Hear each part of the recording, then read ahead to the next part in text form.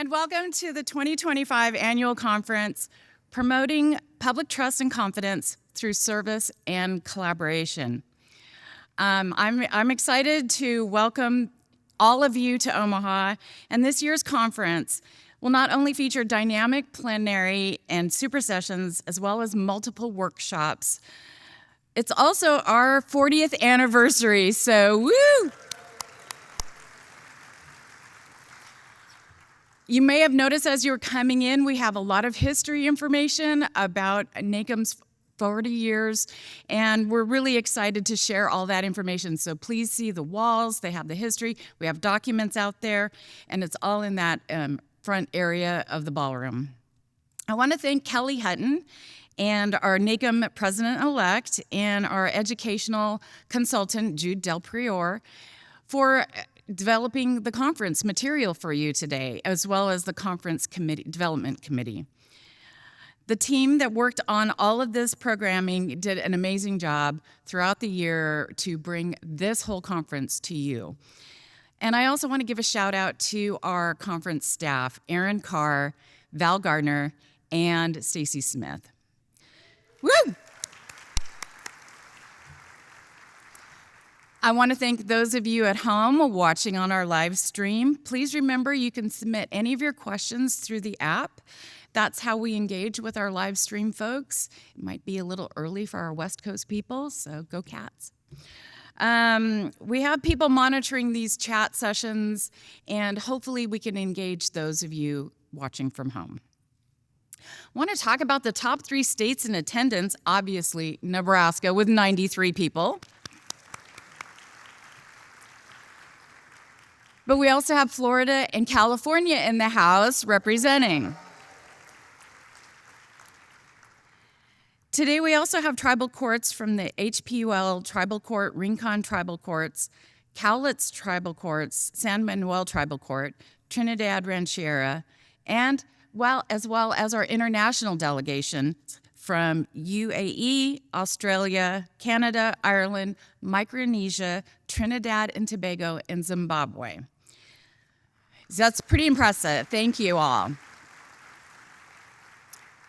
Please make sure to download your conference app if you haven't already. There's a lot of helpful information on that, including our speaker bios and the exhibitor information that's there. It also tells you your agenda and what's in store for the day.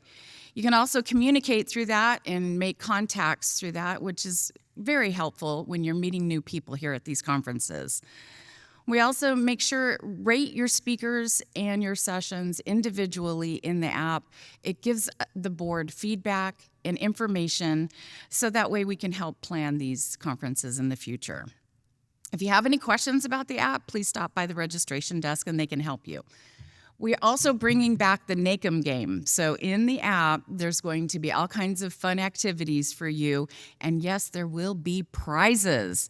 So get that competitive nature going. Be sure to check on it, and it'll have all these information through your app. I want to thank our sponsors, Tyler Technologies, i3 Verticals, Thomson Reuters, Mission Critical Partners, For the Record, Equivant, Infax, Lineberger, and Catalyst. They are very important to these conferences. They'll be in our exhibit hall. Please stop by and find out some information about them. There's also going to be a bingo game with them, so another way to get prizes. I also want to thank the early career professionals because there's some cards on your table. They work with a charity every year when we go to our annuals, and they find some charity to work with that's usually in conjunction with the courts. And this year we have, our charity is the Carol's House of Hope. Carol will be here later this afternoon during lunch to tell you more, but there are some QR codes on your tables. We'll also be doing cash donations during the social. We do have Wi-Fi available. The information's in your conference app, and it'll probably be on some of our PowerPoints throughout the sessions. And now, before we really kick this off, I'd like to introduce Elizabeth Love Joy Brown from the Omaha Tribe of Nebraska. She's the director of the Susan LaFleche Picot Center, and the board president of Nebraska Indian Child Welfare Coalition. Please welcome.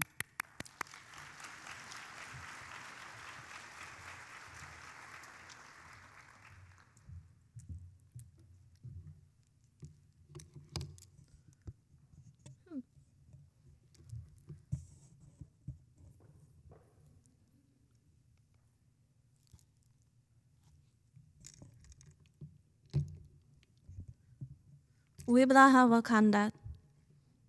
Umaha ijaje wuitate mihusa. Wahe ijaje wuitate mihu. Elizabeth Lovejoy Brown. Hello, my name is Liz Lovejoy Brown. I am from the Omaha tribe of Nebraska. I am from the Nkasibe clan. And up here you will see, this is my grandfather. My grandpa who raised me and whom I had the opportunity to live with. I lived in a multi-generational home. The home that I lived in was with my mother, my father, my brothers, my cousins, my aunts, my uncles. That might sound a little weird, but that's how we lived. We still do it. Our dwellings back in the day were in earth lodges. So this is kind of custom. My grandpa was born in 1914. He passed away in 2003. So he lived a very well life. Well, first of all, I wanted to, and I'm trying to use this little teleprompter down here, and I thought maybe I'd be tall enough, but I'm not. So please bear with me. But this is my grandpa. He had the opportunity in 1983 to go to Washington, D.C. He was there. He and a couple of his relatives all came and got to dance and celebrate, and also shared his wisdom. So you'll see throughout this slide my grandpa in the background, and that's just because that's how much he means to me. He was very much a father figure for me. So before we begin, I ask for us to take a moment to respectfully acknowledge that the land on which we gather here in what we know as the Omaha, Nebraska, is the ancestral and sovereign homeland of the tribal people. Most notably, we honor the Omaha Nation, whose name is the city that we bear, and we have lived in the relationship with this land for centuries. We also recognize the Ponca, the Pawnee, the Iowa, Oto, Missouri, Ho-Chunk, Winnebago nations, as well as the Dakota tribes, very specifically the Santee, all of whom have historic and enduring ties to this land in this region. We acknowledge the profound and ongoing contribution of the tribal nations and the cultural, spiritual, and environmental stewardship of the land. We pay our respects to the elders, past, present, and emerging. And we extend our gratitude for their continued presence in and around this community. As we convene for this conference, we do so with humility and respect, and we recognize our responsibility to foster a more than just an equitable relationship with Native people, the nations, both locally, globally, and also respecting our culture. I knew I wouldn't be able to memorize that, so I just wanted to give you guys some education here. The Omaha City is named after my tribe, Umaha. Also, Nebraska, is also a part of our language. Omaha, some of you may know if you're from Nebraska, means against the current. Nebraska means flat water. So the reason why us Omahas have this name is because we have 5 sister tribes, and there was a group of us that had split. There's a tribe in Oklahoma called the Quapaw, and they are called the downstream people. Just so you guys know, we were one group, and we ended up splitting up when we were crossing a river. The other sister tribes are the Ponca, the Osage, the Ponca, and then the Omaha and Quapaw. So I was asked to provide some history, and I know I was supposed to, I was asked to, I'm trying to make it quick, so I'll try. So again, my name is Liz Lovejoy Brown. I'm from the Omaha tribe, and I'm gonna give you guys some historical context, and then also we're gonna lead into other efforts. For the Omaha tribe, we are from the Siouan-speaking people, so we all speak the same language. The nation of the Omaha people is 80 miles north of the city that bears our name, right here. We have never been in war with the United States. We were the peacemaker tribe. We were nice. We're the only tribe now living in the state of Nebraska that was here when the white settlers entered our country. This here, I'm going to provide you a little bit of context of how our tribe functioned, worked as a system prior to colonization. This here we call the Hulaga. The Hulaga is basically a clanship working system. I am the executive director of the Dr. Susan LaFleche Picot Center. She's the first Native American doctor, and she just happened to be a woman. And we have a picture of the Hulaga there, so I'm constantly explaining this. And the best way for me to explain this is that you see at the bottom, it's called the Honga clan. The Honga clan is the leadership clan. I would say that they're the CEOs of the tribe. They would go and speak with all of the other clans that you see on this clanship circle, and they would communicate and figure out what needs to be done. Then we would all come together and talk and say what we need to do. I will very much enhance the one clan that I am from, which is the Nkesa Bay clan. That is the Buffalo clan. And you'll see that in the bottom right.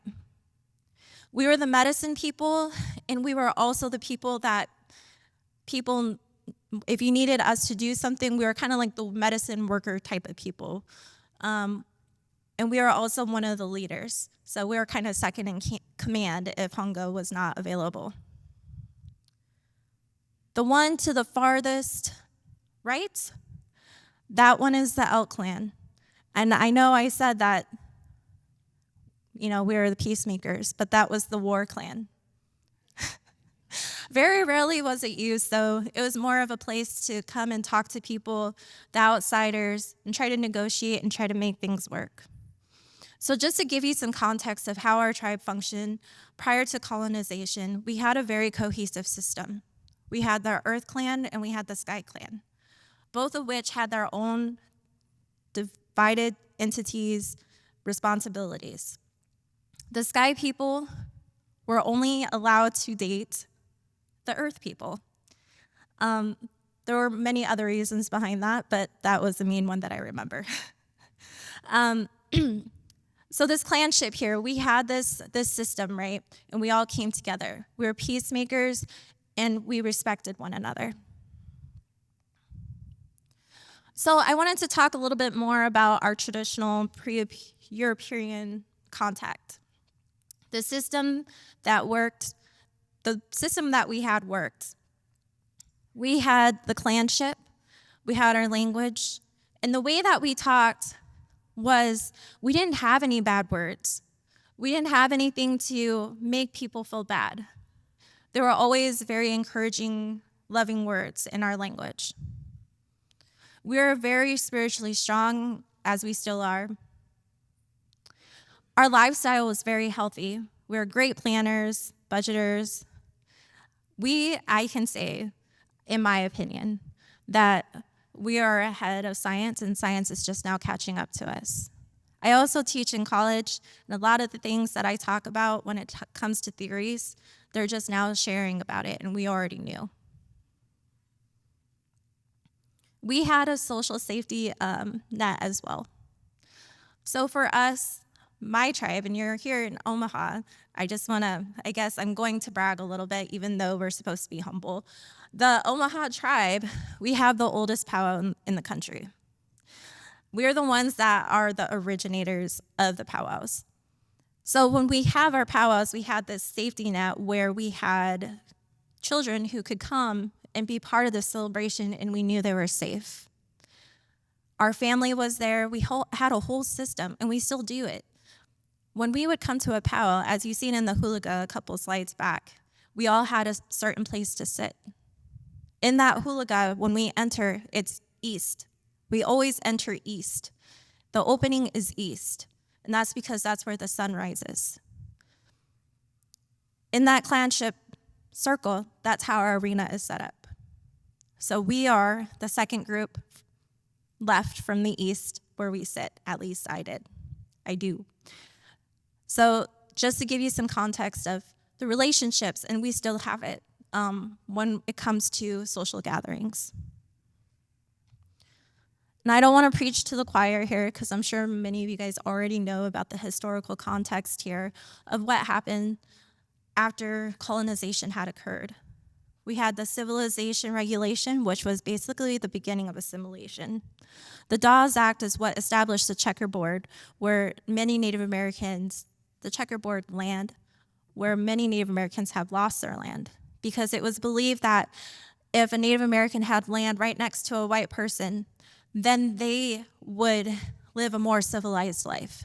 They would know how to be a human being. So from that point, that's when our land became divided. We had the Indian Education and Congressional Act, and this is when the boarding schools began. A little bit earlier before that, I misspoke, but this is where when Native Americans were forced to go into school, and if they didn't, rations were kept from the parents, and the parents were pretty much put between a rock and a hard spot, and they had to put their kids in school away. They were sent off to go to school. The Indian Reorganization Act was a place where the government said, you know what, this checkerboard setup is not working out. So what we're going to do is go ahead and let you guys live your life, but you guys don't get your land back, the ones that we sold to the other people. So amongst the reservations across the country, you'll see that there's a lot of land that isn't really ours. It's within our boundaries, it's within our jurisdiction, but it might be land that we cannot occupy. In the 1950s and 1960s, we had the Indian Adoption Project, and this was after the boarding school era. We then had the Termination and Relocation Act, and this is where you'll see that a lot of Native Americans were pushed and was given false promises of if they lived and moved outside of the reservation, that they would have the opportunity to live a life just like everybody else. I have a lot of family that ended up in San Francisco because they were promised that if they were moved out there, which they got money for, and they went out there, that they would have a job, that they get the education that they need. But essentially what happened was they moved out there and they stopped giving them funding. So then they had to survive in the city. And I am just one among of the many Native Americans in the country. And that is just one story. In 1978 was the Indian Religious Freedom Act. And that was when we were given the freedom to go ahead and go back to our cultural practices. Prior to that, we were arrested if we had powwows or any type of ceremony. All right, I already went over this. I'm trying to be very conscious of our time. So in the boarding schools, this was what happened was as our identity was stripped, our culture was stripped. Mandatory English was spoken at the age of 5. There was attachment issues with the children when they came back. Forced religious conversion, and there are graveyards at the school that we are learning of. My grandpa was in the boarding school, and just to give a quick story, and I'm so sorry, I know I'm supposed to be short, but to give a quick story, my grandpa was in the boarding school. And one thing that what had happened to him was when he spoke the Omaha language, they bent his hand back and they would slap the palm of his hand with a ruler. Another time when he spoke, he went and was locked in the attic for 2 weeks with nothing. Those are just some of the stories of what had happened to my grandfather. There were other times where he ran away and he made it and he ended up eating popcorn in the cornfields, and he was about 8 years old. So I wanted to elaborate on this a little bit. The Indian Adoption Project. So this happened. Have any of you guys heard of the Indian Adoption Project? So some of you guys are familiar with it. So the Indian Adoption Project is pretty much the reason why we have ICWA today.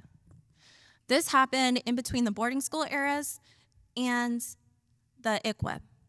So the Indian Adoption Project, when this had occurred, this happened in 1958 to 1967. So you'll see, or you'll find, if you ever talk with natives around that were born around this time, they were probably adopted out. So what had happened was the government said, you know what, we can't afford boarding schools. This is too much money, so we're going to give it to the states. So you guys figure out what you want to do. So what they did is, you know what, we have this project, and we're going to do it, and it's called the Indian Adoption Project. And what we're going to do is we're going to go ahead and just adopt them out. So what was done was that these social workers from the government, and this is where the distrust comes, the social workers would come to the families and they would say, you know what, you guys aren't a fit family, and it might be because the mom was there and the dad wasn't. They would say, we're going to take the kid away from you, and then they would adopt the child out. See, there's a kinship that we have. My uncles, my aunts, they are all my mom and my dad's.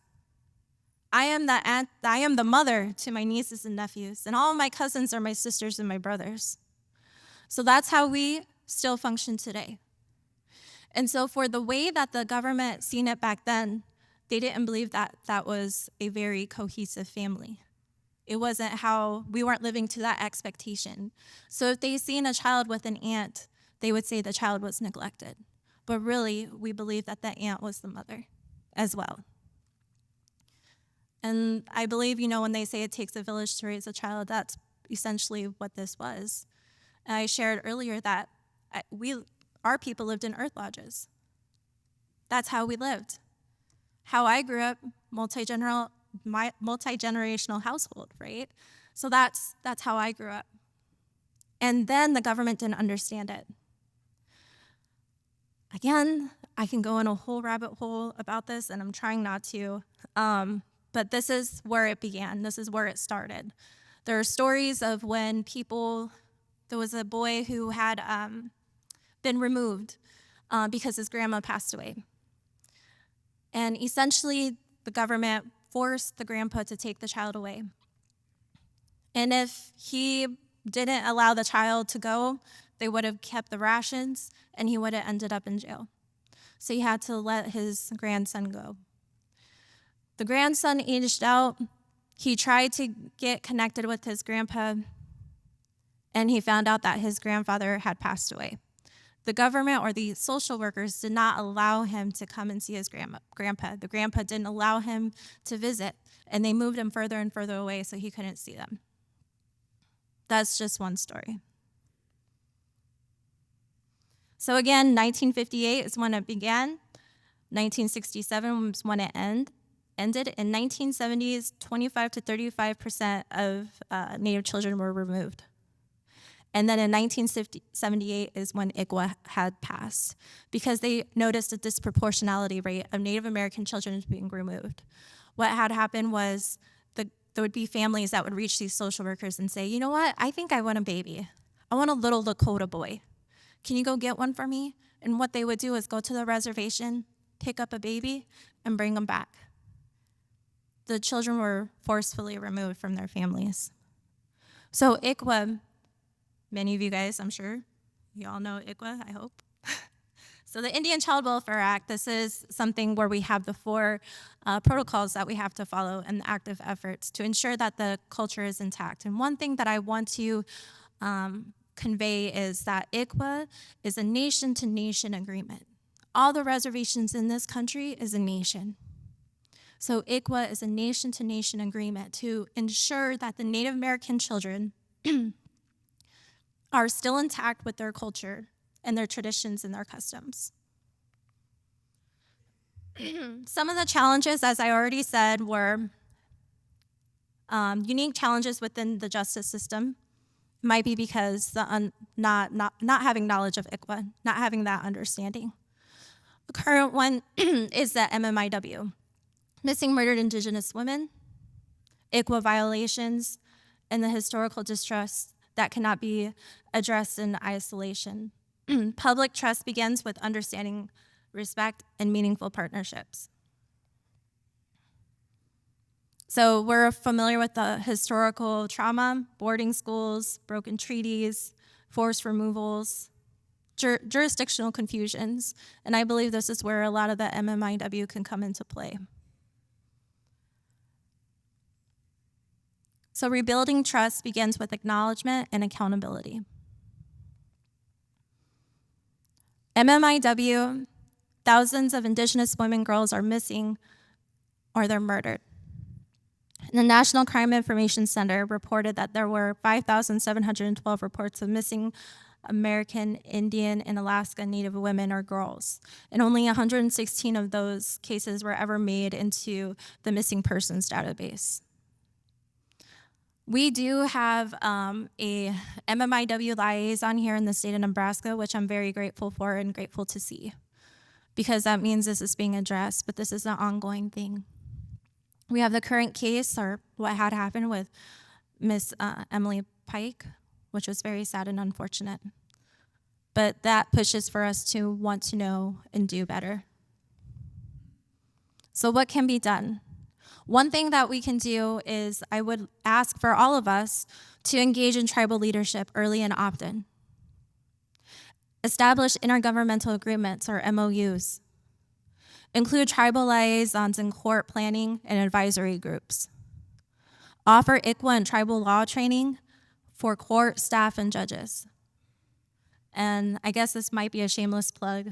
I'm the president of the board for the Nebraska Indian Child Welfare Coalition. And what we do is we do offer training. We offer training in ICWA. We offer training in understanding for social workers, for attorneys, for them to understand the process of ICWA. We want to create shared protocols for jurisdictional coordination, because there is a division, but that doesn't mean that we can't create some sort of agreement between the two. Tribes are sovereign nations with the inherent authority to govern themselves. Federal government does not equal dependency. It's about government. Collaborating doesn't mean overriding. It means aligning respectfully. Collaboration fosters culturally responsive justice, improved case outcomes, increased trust from Indigenous communities, start with humility, build with intention, and grow through accountability. To take action, ask, don't assume. Prioritize tribal voices in discussion involving tribal people. Acknowledge past harm, even if you begin conversation in your jurisdiction, or began conversation in your jurisdiction. Invite tribal representatives to the table and then listen. Support legislation that empowers tribal justice systems. Make room for co-created solutions, not top-down mandates. Didn't cause them, and it builds legitimacy. Avoid tokenism and seek sustained ongoing engagements. And that's all I have for my slides. I just wanted to let you guys know just another thing. Again, I said I'm the president of the board for NCWIC. We have a disproportionality rate here in Nebraska. Native American children are 1% in the state, and there are 8% of them are in the child welfare system. It's being addressed, but I just want to give you guys some context of what's happening from state to state. But I appreciate you guys for asking me to speak, and I would like to thank you for being here and listening to me share my knowledge about my tribe and about the people here. Wiblaha.